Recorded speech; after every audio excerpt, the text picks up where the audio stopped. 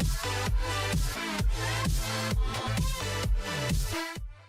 guys, I'm Meet Sashti here. This is Meerka. This is me Anmol. This is Mizara. और आज हम क्या करने वाले हैं? IMF की वीडियो लाए हैं कि the list by IMF made every Indian proud. तो देखते हैं ऐसा क्या है इस लिस्ट में कि इंडियंस प्राउड हो रहे हैं। नमस्कार, welcome you to world affair. मैं प्रशांत धवन। नाउ जब भी हम बात करते हैं इंटरनेशनल मॉनेटरी फंड IMF की, तो दिमाग में आता है एक फाइनेंशियली बहुत ज्यादा गरीब देश, इकोनॉमी बिल्कुल उसकी क्रम्बल कर रही है और IMF बड़ी कड़ी शर्तों में आकर उस कंट्री को बचाने की कोशिश कर रहा है। मगर IMF सिर्फ ये सब नहीं करता। इंटरनेशनल मॉनेटरी फंड दुनिया भर में कौन सी कंट्री कितना ग्रो कर रही है, उसकी इकोनॉमी कहां पर पहुंचेगी, इसकी भी प्रेडिक्शन करता है, कैलकुलेशन करता है।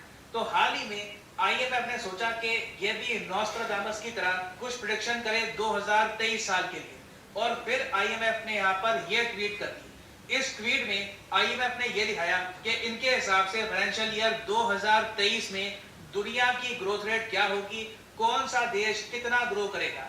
अब यहाँ पर मैं एक बात क्लियर कर दूं, इस वक्त चल रहा है फाइनेंशियल ईयर 2022। तो 2022 के लिए IMF की प्रेडिक्शन ये है कि भारत की जीडीपी ग्रोथ रेट आने वाली है 6.8। अब क्या है कि जब ये साल खत्म होगा, उसके बाद जनवरी से लेकर मार्च तक का टाइम बीत जाएगा, ये फाइनेंशियल ईयर खत्म हो जाएगा। फिर अगले फाइनेंशियल ईयर में IMF ने दुनिया की इकोनॉमी के लिए बहुत ही नेगेटिव प्रेडिक्शन करी है। IMF ने ये कहा है कि भारत 2023 में 6.1% ग्रो करेगा, और भारत अकेली इकोनॉमी है IMF की पूरी लिस्ट में जो 5% के ऊपर ग्रो करने वाली है। आप देखकर चौंक जाएंगे। यूरोप का इकोनॉमिक पावर हाउस जर्मनी की इकोनॉमी सिकुड़ने वाली है। आपको पता होगा जर्मनी आज के समय दुनिया की चौथी सबसे बड़ी अर्थव्यवस्था है। हम लोग कोशिश कर रहे हैं कि पांचवे के बाद चौथा पायदान हमको मिल जाए नॉमिनल जीडीपी के मामले में। तो जर्मनी की जो जीडीपी गिर रही है, इससे ऑफ कोर्स भारत को थोड़ा बहुत फायदा होगा, मगर ओवरऑल ग्लोबल इकोनॉमी के लिए बहुत ही खराब संकेत है कि जर्मनी, इटली ये सब नेगेटिव में चले जाएंगे।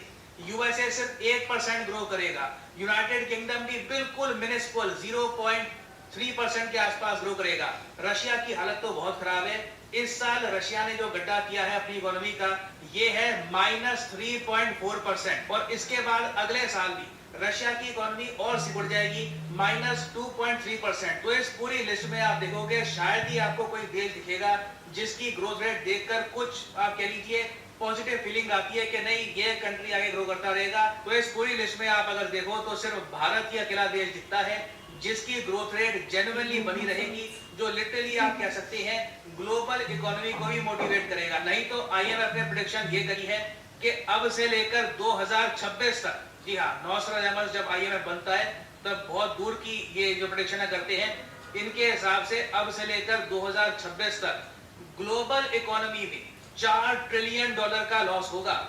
इसका मतलब ये है कि जितनी इकोनॉमी जर्मनी की है ना, नॉमिनल जीडीपी में आप अगर देखो तो जर्मनी की इकोनॉमी का साइज $4 ट्रिलियन के आसपास है। तो यही मान लो इकोनॉमी के मामले में एक जर्मनी के साइज का कंट्री ही देश से बाहर निकल जाएगा। और इसलिए IMF ने ये भी कहा है कि worst is yet to come. आने वाले कुछ महीने ग्लोबल रिसेशन का तो वैसे ही बोला, महंगाई बढ़ेगी, चुनौतियां आएंगी, और भारत के सामने बड़ी चुनौतियां आने वाली है ना। भारत के सामने क्या चुनौतियां आएंगी भारत के सामने क्या चुनौतियां आएंगी। ऑफ कोर्स ये इमेज देखकर किसी भी भारतीय को अच्छा लगेगा कि एटलीस्ट चाहे बड़े बड़े देश ग्रो नहीं कर पा रहे, इंडिया तो लगातार ग्रो करेगा। मगर इस सब का मतलब ये भी नहीं है कि ऑल इज वेल। बहुत चुनौतियां आएंगी, डिस्कस करेंगे इस वीडियो में इन सब टॉपिक्स को। मगर आगे बढ़ने से पहले आपसे एक क्वेश्चन पूछूंगा। क्वेश्चन ये है कि हाल ही में भारतीय नौसेना ने wide shipping information exchange agreement sign किया है किस कंट्री के साथ? ये है यहाँ पे आपकी ऑप्शन, न्यूजीलैंड, रशिया, जापान या फिर फ्रांस। कमेंट सेक्शन में सब लोग आंसर करिए। सही आंसर मैं आपको दूंगा वीडियो के अंत में। नाउ इवन दो IMF ने ये कहा है कि भारत की इकोनॉमी लगातार आगे ग्रो करती रहेगी, बट एक बहुत ही बड़ी प्रॉब्लम सारी दुनिया के सामने ये आने वाली है कि इन्फ्लेशन, महंगाई बहुत ज्यादा बढ़ जाएगी, जिससे कॉस्ट ऑफ लिविंग पर काफी प्रेशर आएगा। Does not matter where you live, जहां भी आप रहते हो। कुछ कंट्रीज में ऑफ कोर्स ज्यादा आएगा। अगर मान लो कोई आदमी पाकिस्तान, श्रीलंका में रहता है तब उस पर बहुत प्रेशर आएगा इन्फ्लेशन का, क्योंकि पाकिस्तान में मोस्ट प्रोबेबली इन्फ्लेशन होने वाली है 20% के आसपास, जीडीपी ग्रोथ रेट होगी 3-2% के आसपास। बट इवन आप अगर यूके में रहते हो, फ्रांस में रहते हो, तो इन्फ्लेशन डेफिनेटली आपको हिट करेगी। आईएमएफ ने ये कहा है कि ग्लोबली इन्फ्लेशन बढ़ने वाली है 8.8% तक। इस साल के अंत में आप देखोगे इन्फ्लेशन पीक करेगी, कई चीजों के दाम बहुत ज्यादा बढ़ जाएंगे। इंडिया में हम ऑलरेडी देख रहे हैं कि रिटेल इन्फ्लेशन वापस 7.41% पे जा चुकी है और इन द फ्यूचर ये और भी बढ़ती रहेगी। और अगर आपका क्वेश्चन यहाँ पर ये है कि रिटेल इन्फ्लेशन जो हम कैलकुलेट करते हैं कंज्यूमर प्राइस इंडेक्स के हिसाब से, ये लगातार बढ़ती क्यों जा रही है, तो इसका बहुत ही सिंपल आंसर है, दुनिया भर में फूड और एनर्जी के प्राइसेस जो लगातार बढ़ रहे हैं ना, उसका इम्पैक्ट इवेंचुअली हर तरफ आपको दिखेगा। अब फॉर एग्जांपल हाल ही में गोल्डमैन सैक्स ने यह कहा है कि कच्चे तेल के दाम वापस $110 के भी ऊपर पहुंच जाएंगे। अभी $90 के आसपास झूल रहा है, 94 के आसपास है कच्चा तेल, ये वापस $110 के भी ऊपर जाएगा, क्योंकि रशिया और ओपेक ने जो डील कर दी है कि जी हम ऑयल प्रोड्यूस ही कम कर देंगे, ऑयल सप्लाई ही कम करेंगे, आर्टिफिशियल नकली तरीके से हम ऑयल के दाम बहुत ज्यादा बढ़ा देंगे। ये जो गलत काम कर रहे हैं सऊदी अरेबिया, यूएई समेत कंट्रीज जिनमें रशिया भी शामिल है, इसका नेगेटिव इंपैक्ट आप पूरी दुनिया में देखोगे। हालांकि कई देश है यूरोप में, इवन यूएस, ये सब आज के समय कह रहे हैं सऊदी अरेबिया को, रशिया को कि जो तुमने डील करी है कि कच्चा तेल कम प्रोड्यूस करोगे, इसके रिस्पॉन्स में यूएस एक्शन लेगा। मगर ये एक्शन मैक्सिमम क्या हो सकता है? सऊदी अरेबिया ये मान के चल रहा है कि मैक्सिमम ये होगा कि यूएस अपने जो सोल्जर्स है ये पुल आउट कर लेगा सऊदी अरेबिया से, यूएई से, मैक्सिमम ये हो सकता है। उसके अलावा यूएस कुछ ज्यादा यहाँ पर कर नहीं पाएगा। और सिंस सऊदी अरेबिया और यूएई ये बात अच्छे से समझते हैं, रिसेंटली यूएई ने यूएसए को मैसेज सेंड करने के लिए अपना जो प्रेसिडेंट है ये भेज दिया रशिया। यहाँ पे आप देख पाओगे ये यूएई के जो नए प्रेसिडेंट बने हैं ये अभी रिसेंटली गए हैं रशिया में, व्लादिमीर पुतिन से मिले, बहुत ही गर्मजोशी से इनका वेलकम हुआ रशिया में। फिर एक और फुटेज ये भी आई कि यूएई के प्रेसिडेंट को ठंड लग गई रशिया में, क्योंकि रशिया में आज के समय आप अगर देखो तो तापमान काफी हद तक कम हो रहा है। तो व्लादिमीर पुतिन ने बड़ा स्वीट जेस्चर दिखाया और अपनी जैकेट दे दी यूएई के प्रेसिडेंट को, एक मैसेज सेंड करने के लिए दुनिया को कि ओपेक प्लस जहां पे आपको 23 देश मिलेंगे including Russia and Saudi Arabia, ये इकट्ठा खड़ा है, जहां पर एक तरफ दुनिया भर में जीडीपी ग्रोथ रेट कम होगी, कंट्रीज हो सकता है कि बैंकरप्ट हो जाए काफी जगह, ये सब देश इस टाइम भी कच्चा तेल रिकॉर्ड तोड़ ऊंचे दामों पर बेचकर अपना प्रॉफिट कमाएंगे। और यहाँ पे आप अज्यूम कर सकते हैं जब कच्चा तेल वापस $110 पर बैरल के भी ऊपर जाएगा तो उसके बाद भारत के साथ क्या होगा? हमारा जो करंट अकाउंट डेफिसिट है ये बहुत ज्यादा बढ़ जाएगा। मतलब कि देखो कच्चा तेल तो हमको परचेज करना है, चाहे रशिया हमको डिस्काउंट दे दे या फिर कोई और कंट्री डिस्काउंट दे दे, मगर ओवरऑल जो बेस प्राइस है कच्चे तेल का वही अगर बहुत ज्यादा होगा तो उस पर डिस्काउंट भी कितना इम्पैक्ट डाल देगा। इवेंचुअली आप देखोगे कि ये सब जो हो रहा है ना, इसका नेगेटिव इम्पैक्ट आएगा भारतीय करेंसी पर, ना सिर्फ भारतीय करेंसी पर, दुनिया भर की करेंसीज पर। मगर इंडियन करेंसी की वैसे अगर हम बात करें तो आराम से भारतीय रुपया आराम से 84 से लेकर 85 तक पहुंच जाएगा। अब यहाँ पे आप एक आर्ग्यूमेंट कर सकते हैं कि सर इसको नेगेटिव तरीके से हम क्यों इंटरप्रेट कर रहे हैं। ठीक है, रुपये की डेप्रिसिएशन होगी, माना महंगाई भारत में बढ़ेगी ओवरऑल, ये सब दिन आने वाले हैं, दिख रहा है साफ साफ। मगर जब करेंसी की वैल्यू गिरती है तब हमारे एक्सपोर्ट भी तो बढ़ेंगे, हमारी जो कंपनीज हैं, आईटी कंपनी हो गई, इन्फोसिस, विप्रो, इनकी कमाई बढ़ेगी, तो ये तो अच्छी बात है एक तरीके से।